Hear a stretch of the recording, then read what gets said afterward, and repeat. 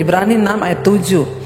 Sebab tanah yang menghisap air hujan yang sering turun ke atasnya dan yang menghasilkan tumbuh-tumbuhan yang berguna bagi mereka yang mengerjakannya menerima berkat dari Allah. Ayat 8. Tetapi jikalau tanah itu menghasilkan semak duri dan rumput duri, tidaklah ia berguna dan sudah dekat pada kutuk yang berakhir dengan pembakaran.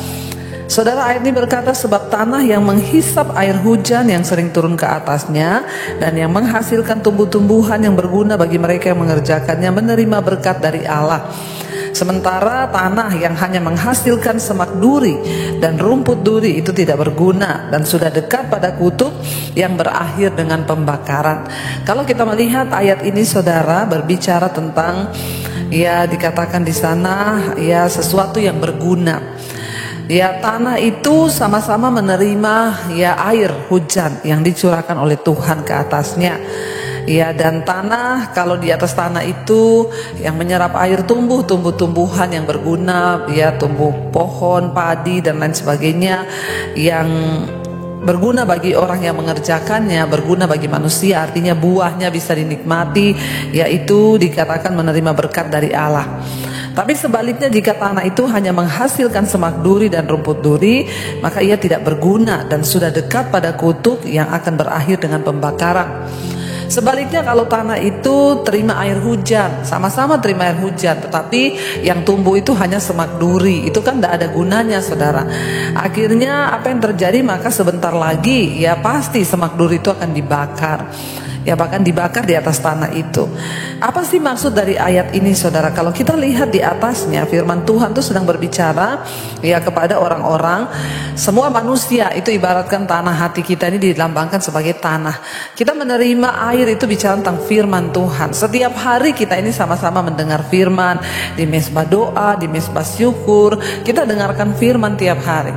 Tapi ada orang-orang yang firman itu bertumbuh, lalu berbuah, sehingga hidupnya itu berdampak bagi orang di sekitarnya, hidupnya menjadi berkat bagi orang di sekitarnya, maka ia akan diberkati oleh Tuhan. Dikatakan di sana, tanah yang menghisap air hujan yang sering turun ke atasnya dan yang menghasilkan tumbuh-tumbuhan yang berguna bagi mereka yang mengerjakannya menerima berkat dari Allah. Jadi saudara, kalau tanah itu tumbuh-tumbuhan yang menghasilkan buah yang baik, itu akan diberkati oleh Tuhan. Sebaliknya, tanah itu sudah turun hujan, dia ada simpanan air, tapi yang ditanam di atas tanah itu hanya semak duri, maka pasti akan dibakar. Tanah itu berbicara tentang hati kita semua, saudara. Bagaimana seseorang itu bisa hidupnya mengalami pertumbuhan iman? Bagaimana imannya bisa bertumbuh, lalu dia akan menghasilkan buah? Tentunya ketika disiram. Firman Tuhan itu lambang air kehidupan bagi kita. Ketika seseorang hatinya terbuka, lalu dia menerima firman, dia mendengarkan firman, dan akhirnya firman itu terus masuk dalam hatinya, lalu firman itu bertumbuh, lalu akhirnya berbuah, sehingga hidupnya berdampak. Sebagai suami, dia berbuah jadi sabar, takut Tuhan, bertobat. Sebagai istri juga, dia berbuah, bertobat, hidupnya berdampak. Anak-anak juga bertobat, hidupnya berdampak karena mendengarkan firman, maka kita akan diberkati Tuhan. Sebaliknya, orang-orang yang hidupnya itu cuma sebagai semak duri, tidak pernah berbuah, hanya menyakiti. Duri itu kalau kena orang sakit, menyakiti lewat perkataan, lewat sikap, lewat tindakan, nyakitin orang terus, nggak pernah jadi berkat. Maka firman Tuhan berkata, sebentar lagi dia sudah dekat pada kutuk yang akan berakhir dengan pembakaran. Duri itu mending dibakar. Jadi kita hari ini biar kita mau introspeksi diri, saudara. Apakah kita ini menjadi orang-orang yang dilambangkan sebagai tanah yang tumbuh, yang ditumbuhi tumbuhan yang berbuah sehingga hidup kita berguna, atau sebaliknya kita ini hanya menjadi semak duri yang hidupnya itu menjadi batu sandungan? Mari kita introspeksi diri. Sebagai suami, sudahkah aku menjadi berkat bagi istri dan anak-anakku?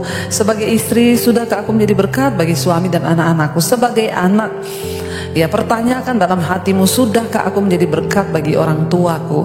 Bukan hanya bicara tentang uang, tapi lewat sikap, lewat perilaku kita, apakah kita menghormati dan mengasihi orang tua kita?